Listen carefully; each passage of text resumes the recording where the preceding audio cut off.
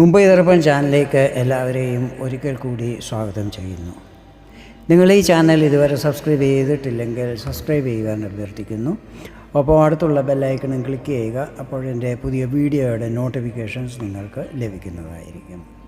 ഇന്നത്തെ എൻ്റെ ഈ വീഡിയോയിൽ പുണർദം, നാലാം പാദം, പൂയം, ആയില്യം അടങ്ങുന്ന കർക്കിടകക്കൂറുകാരുടെ വർഷം 2024 ഏപ്രിൽ മാസത്തിലെ സമ്പൂർണ്ണ മാസഫലങ്ങളാണ് വിവരിക്കുന്നത്.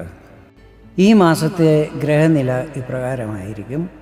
ബുധനും ഗുരുവും മേടത്തിലും, കേതു കന്നിരാശിയിലും, ശനി, ചൊവ്വ എന്നീ ഗ്രഹങ്ങൾ കുംഭത്തിലും, സൂര്യൻ, ശുക്രൻ, രാഹു എന്നീ 3 ഗ്രഹങ്ങളും മീനം രാശിയിലുമായിരിക്കും മാസാരംഭത്തിൽ നിൽക്കുന്നത്. സൂര്യൻ ഏപ്രിൽ 13-ാം തീയതി മീനം രാശിയിൽ നിന്നും മേടത്തിലേക്ക് രാശി മാറുന്നതായിരിക്കും. ഇത് സൂര്യൻ്റെ ഉച്ചസ്ഥാനമാണ്. കുംഭം രാശിയിൽ നിൽക്കുന്ന ചൊവ്വ ഏപ്രിൽ 23-ാം തീയതി മീനത്തിലേക്ക് രാശി മാറുന്നതായിരിക്കും. അതുപോലെ തൻ്റെ ഉച്ചസ്ഥാനമായ മീനത്തിൽ നിൽക്കുന്ന ശുക്രൻ ഏപ്രിൽ 25-ാം തീയതി മേടം രാശിയിലേക്ക് രാശിമാറ്റം ചെയ്യുന്നതായിരിക്കും. മേടം രാശിയിൽ നിൽക്കുന്ന ബുധൻ ഏപ്രിൽ 2-ാം തീയതി വക്രഗതിയിലാകുന്നതും അങ്ങനെ വക്രഗതിയിൽ സഞ്ചരിച്ച് ഏപ്രിൽ 9-ാം തീയതി തിരിച്ച് മീനത്തിൽ പ്രവേശിക്കുന്നതുമായിരിക്കും. മീനം രാശിയിൽ ബുധൻ ഏപ്രിൽ 25-ാം തീയതി മുതൽ നേരെ സഞ്ചരിക്കാൻ തുടങ്ങുന്നതും മെയ് 10-ാം തീയതി വീണ്ടും മേടം രാശിയിൽ പ്രവേശിക്കുന്നതുമായിരിക്കും. ഇപ്പോൾ രാഹുവിൻ്റെ നക്ഷത്രമായ ചതയത്തിൽ സഞ്ചരിക്കുന്ന ശനി ഏപ്രിൽ 6-ാം തീയതി ഗുരുവിൻ്റെ നക്ഷത്രമായ പൂരുരുട്ടാതിയിലേക്ക് നക്ഷത്രമാറ്റം ചെയ്യുന്നതായിരിക്കും. ഇതിനെക്കുറിച്ച് വിശദമായ ഒരു വീഡിയോ ഞാൻ ഈ ചാനലിൽ പബ്ലിഷ് ചെയ്തിട്ടുണ്ട്. അത് കണ്ടിട്ടില്ലാത്തവർക്ക് എൻ്റെ ചാനലിൽ അത് കാണാവുന്നതാണ്.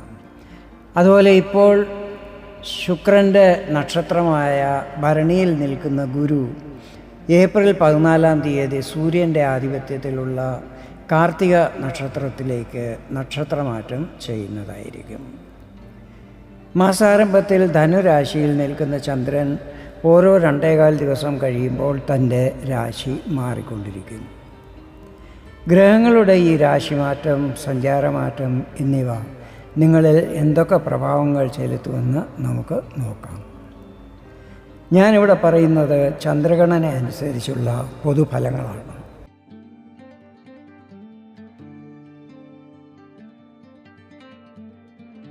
ആദ്യമായി നിങ്ങളുടെ ആരോഗ്യസ്ഥിതികൾ ഈ മാസം എങ്ങനെയായിരിക്കുമെന്ന് നോക്കാം.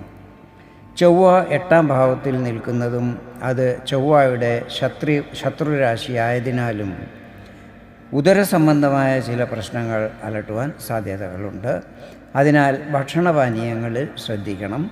ഇതല്ലാതെ വേറെ മേജർ പ്രോബ്ലം ഒന്നും തന്നെ ഉണ്ടാകാനുള്ള സാധ്യതകളില്ല.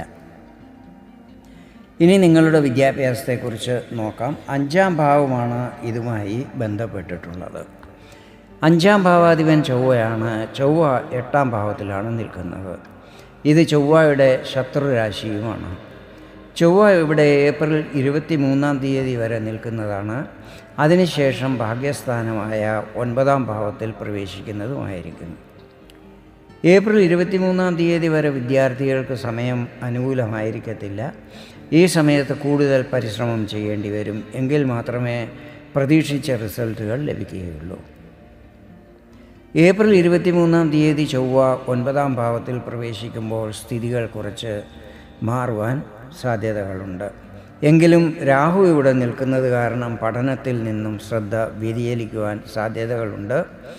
ഇത് ശ്രദ്ധിച്ചാൽ മറ്റു വലിയ പ്രശ്നങ്ങളൊന്നും തന്നെ ഉണ്ടാകുന്നതല്ലായിരിക്കും. ഇനി നിങ്ങളുടെ ലവ് റിലേഷൻ ഈ മാസം എങ്ങനെയായിരിക്കുമെന്ന് നോക്കാം.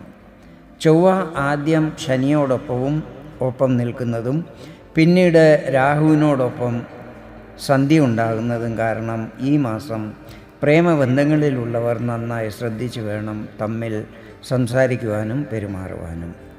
ചെറിയ കാര്യങ്ങൾ കാരണം തർക്കങ്ങൾ ഉണ്ടാകാൻ സാധ്യതകളുണ്ട്. ഈ കാര്യം എപ്പോഴും ഓർമ്മയിലുണ്ടായിരിക്കണം. ഇനി നിങ്ങളുടെ ദാമ്പത്യ ജീവിതം ഈ മാസം എങ്ങനെയായിരിക്കുമെന്ന് നോക്കാം.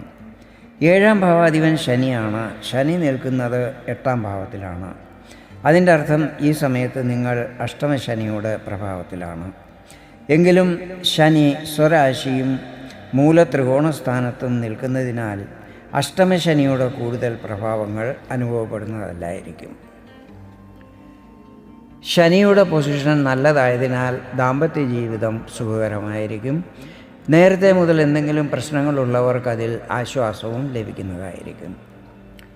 അവസാനമായി നിങ്ങളുടെ ഭാഗ്യം, കരിയർ, ബിസിനസ്, സാമ്പത്തിക സ്ഥിതികൾ എന്നിവ എങ്ങനെയായിരിക്കുമെന്ന് നോക്കാം.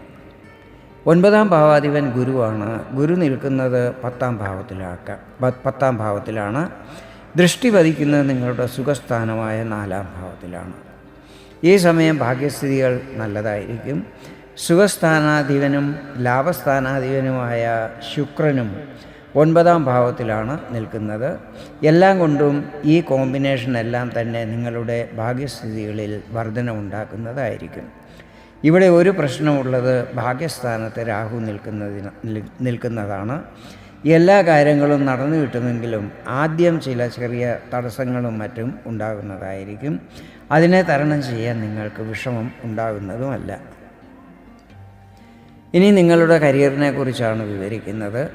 10ാം ഭാവാധിപൻ ചൊവ്വയാണ്. ചൊവ്വ നിൽക്കുന്നത് നിങ്ങളുടെ 8ാം ഭാവത്തിലാണ്. ഈ സമയത്ത് വർക്ക് ലോഡ് കൂടുന്നതായിരിക്കും. അതിനാൽ മാനസികമായും ശാരീരികമായും ക്ഷീണവും അനുഭവപ്പെടുന്നതായിരിക്കും. ചൊവ്വ 23-ാം തീയതി 9ാം ഭാവത്തിലേക്ക് രാശി മാറുമ്പോൾ ഈ പ്രശ്നങ്ങൾ മാറിക്കിട്ടുന്നതായിരിക്കും. വ്യാപാരി വ്യവസായികളെ സംബന്ധിച്ചിടത്തോളം ഈ മാസം വളരെ നല്ലതായിരിക്കും. ലാഭസ്ഥിതികൾ വർദ്ധിക്കുന്നതാണ്. ഇത് സാമ്പത്തിക സ്ഥിതികൾ നല്ലതാകുവാൻ സഹായിക്കുന്നതായിരിക്കും. ഇതാണ് കർക്കിടകം രാശിക്കാരുടെ 2024 ഏപ്രിൽ മാസത്തിലെ പൊതു മാസഫലങ്ങൾ. വീഡിയോ നിങ്ങൾക്ക് ഇഷ്ടപ്പെട്ടെങ്കിൽ ഇതുപോലെ ജ്യോതിഷ സംബന്ധമായ കൂടുതൽ വിവരങ്ങൾ അറിയുവാൻ വേണ്ടി എൻ്റെ ഈ ചാനൽ സബ്സ്ക്രൈബ് ചെയ്യാൻ അഭ്യർത്ഥിക്കുന്നു. വീണ്ടും വേറൊരു വീഡിയോയിൽ കാണാം. അതുവരെ എല്ലാവർക്കും നന്ദി, നമസ്കാരം.